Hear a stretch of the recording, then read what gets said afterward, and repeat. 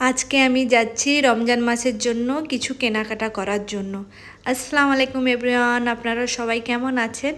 আমি এখানটায় দিদির সাথে চলে এলাম মলে কিছু রমজান মাসের জন্য কিছু কেনাকাটা করতে।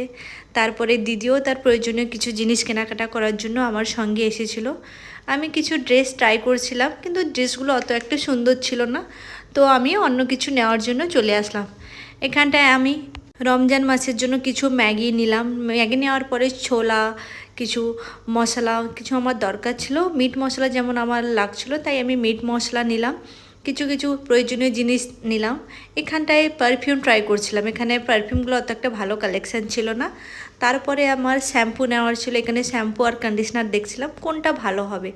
সেগুলো নেওয়ার পরে তারপরে আমি কিছু আমুল কুল নিলাম, বাটন নিলাম, যেগুলো রমজান মাসের জন্য অনেক প্রয়োজনীয় জিনিস। ওই সমস্ত বস্তু কিছু কেনাকাটা করার পরে আমি এখানটায় চলে আসলাম বিল করার জন্য। বিল কমপ্লিট হওয়ার পরে দিদি এখানে ট্যাগ কাটছিল। তারপরে আমরা কিছু আমুলকুল খেলাম। আমুলকুল খাওয়ার পরে কমপ্লিট হয়ে গেল আমাদের কিছু আজকের বাজার কেনাকাটা করার। তারপরে আমরা রুমে চলে আসলাম। Thank you everyone.